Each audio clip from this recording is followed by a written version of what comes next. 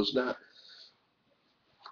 you know, fitting in to the protocol of the situation. Okay, we covered that. Now, they start releasing videotapes, old videotapes that are like 4 years old of Osama bin Laden. Then they issue a videotape of a gentleman watching TV that they say is Osama bin Laden, but the ears identified he wasn't. So again, the White House has to backtrack. I mean, that's all they ever do is they backtrack from lies, saying, "Oh well, we didn't quite mean that. No, no, no, no, no, no, no. Oh, it was we just speculated." Okay. Then you get them going on TV on 60 Minutes, and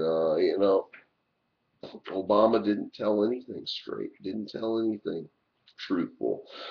He just tried to cover lie after lie after lie. Just, like, it's okay, I'm saying it. I'm the word. Believe me, because I'm your president. You have to believe me. That's basically his attitude. He's just a pompous person that's just all hung up in himself, and he thinks you should just believe him because he's president. And I'm sorry, that's just not the way it is. We need some credible evidence, and there is none.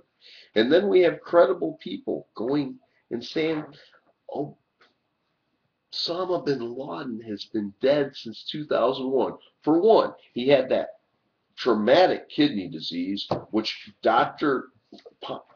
Golly, I wish I could pronounce this guy's name. Piziak. I'm sorry. I'm horrible at pronouncing names, and to be a broadcaster, I shouldn't be that bad, but I am. And my wife's sitting here chastising me in the background because she knows I'm just, there's two things I can't do. I can't spell and I can't pronounce hard words. It's just the way it is. Anyway, going on to the situation. He's claiming that, Osama bin Laden's been dead since 2001, and there's no way he could have even survived this disease that he had. And this gentleman is a doctor. He worked with bin Laden. He helped train bin Laden. He worked with him in Afghanistan during the Mujahideen days. He had very good knowledge of him. All right, now we're going to go just even a little further back. President Bhutto of Pakistan, the lady that was machine gunned down and killed, our own CIA, I hear. She had said bin Laden was dead back in 2001, 2002. Shortly thereafter, the CIA went, killed her. All right? Killed her dead.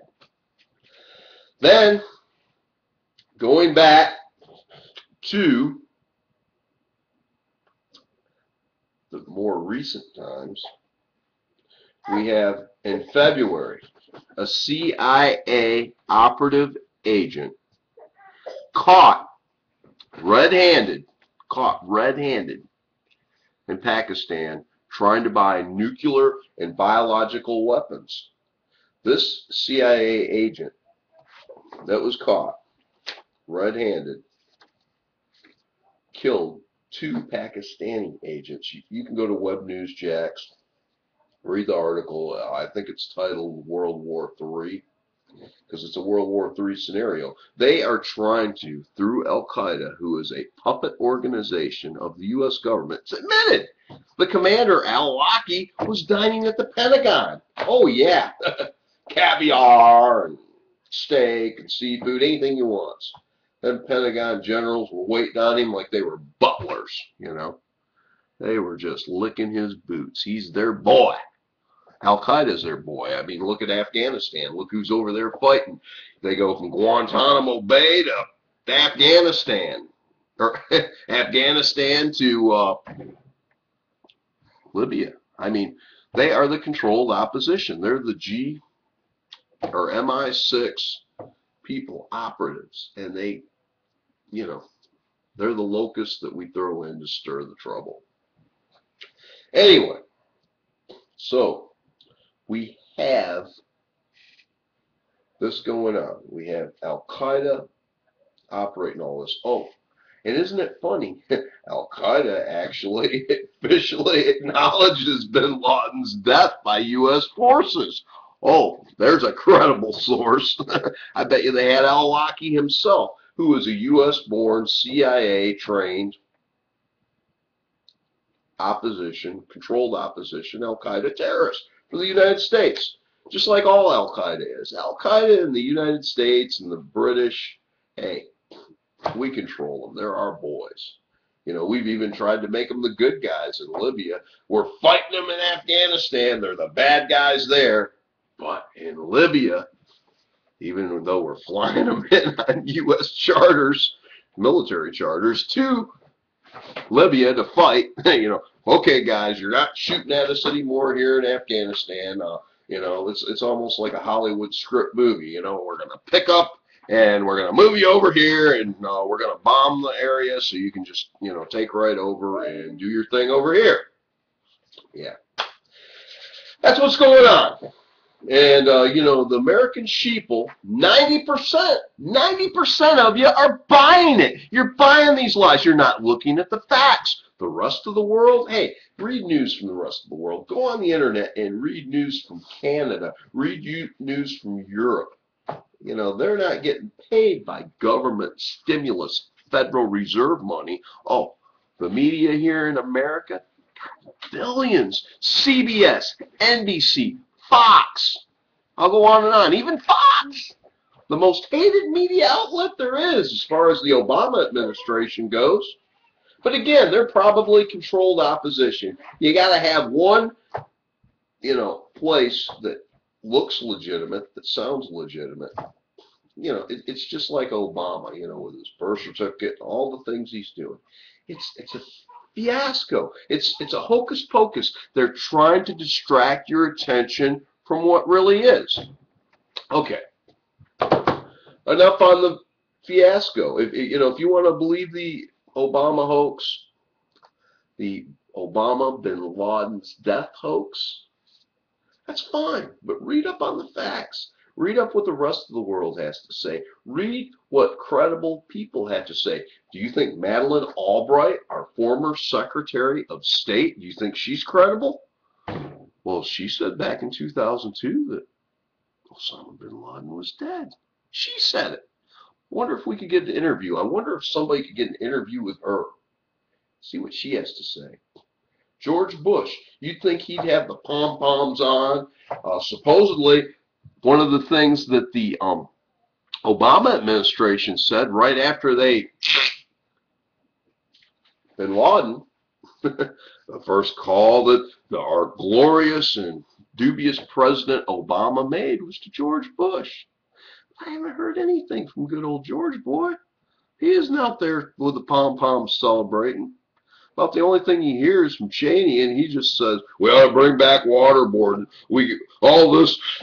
This was possible because we were torturing people, we were waterboarding people, and we were just, torture's good. We gotta have torture. That's all you hear. When Cheney paid millions of dollars to keep from getting extradited to some crooked country in Africa. Oh my God, this is unbelievable. That country that pulls all the mail order scams and all the stuff on the internet and everything. I can't even think of the doggone name of it, but it's just unbelievable. He was going to get extradited there for war crimes against some of their people, and it was actually going to go through Interpol, and everything was going to have to honor this, and he was going to have to go on trial. But they blackmailed him. They got Halliburton, his company, to pay millions and probably billions of dollars to keep his sorry weasel ass, out of the spotlight and out of trial, which I just think it would have been funny as hell. The man is a war criminal.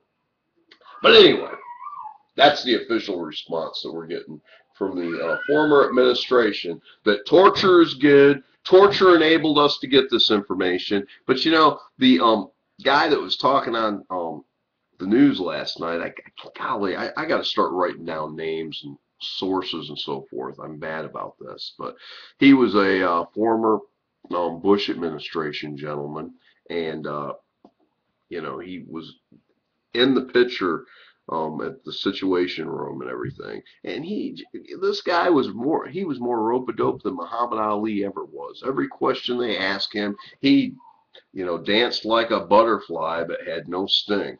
He was no sting like a bee guy like our good old Cassius Clay, Muhammad Ali was. This guy he had no punch. It was all fizzle. He'd act like and lead you up to that he had something to say, but we really can't give you any information about this. This is secret, Yeah. Lies are always secret, aren't they? Anything that can prove a lie is secret, at least in the Obama administration and in the former Bush administration. I mean, we can go on and on. Let's not throw egg at one without including the other because they go hand in hand. They all have the same qualities. They're all globalist and they're all controlled by the globalists. I was thinking, when the bombing of Libya happened, I bet you George Soros himself called Obama. He said, "Hey, boy, I need you to go bomb these Libyans because if you don't, the dollar's going to crash. So you need to go bomb these people," George Soros. I can just hear him talking to Obama and just telling him. And Obama's like, "Well, we can't do that. I'll just send I'm not going to send no troops or no bombs or airplanes. We're just going to do a no-fly zone."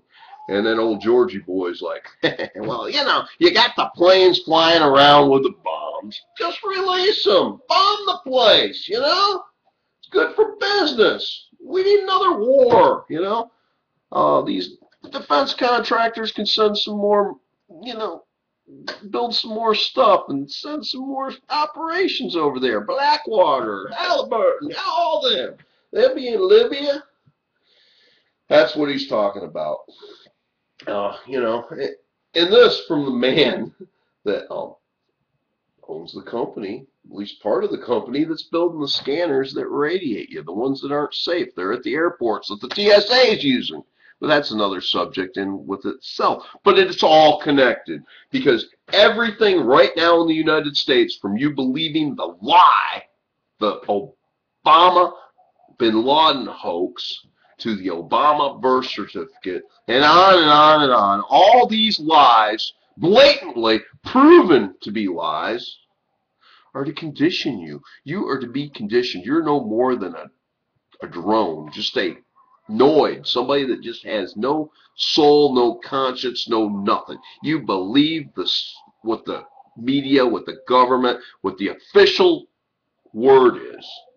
Without question. You don't question anything. All the evidence is there. All the evidence is there. It's not conspiracy, folks. It's fact. The conspiracy is fact. There's facts. There's evidence behind the conspiracy. There's credible evidence. But what they're telling you, there's no evidence. There's nothing but lies. Because he said, she said, he lied, they lied. You believe it. But there's no physical, no credible evidence. But what the conspiracy people are saying, we got Madeleine Albright. We got the former President Bhutto. We got this gentleman, Pinziak. I can't pronounce his name for my life, but anyway. You got all these people, credible people, that are telling you a different story. And then you got the Obama administration giving you a story that makes absolutely no sense. None. None whatsoever. It just doesn't make sense. And you're buying it, American sheeple. You're buying it. Okay. I've about beat this horse to death. So, now it's time to move on to something else. Let's talk about Fukushima. There was a fire at Fukushima a day or so ago, and the only place I seen anything reported on it was the alternative media. Again, I haven't even wrote anything on it. I should. Fukushima, is a very, very grave situation, and whether you realize it or not, it's affecting us. They have had to raise the radiation level that is safe in the United States. I mean, way up. They've raised the bar way up, and You know, there's radiation in our milk, there's radiation in our water. Every time it rains, there's radiation. And the cows are eating the grass. The radiation is going through the whole food supply. I mean, I know I'm ingesting it. I drink milk. I eat meat. My family does. I have a little baby. Every time she drinks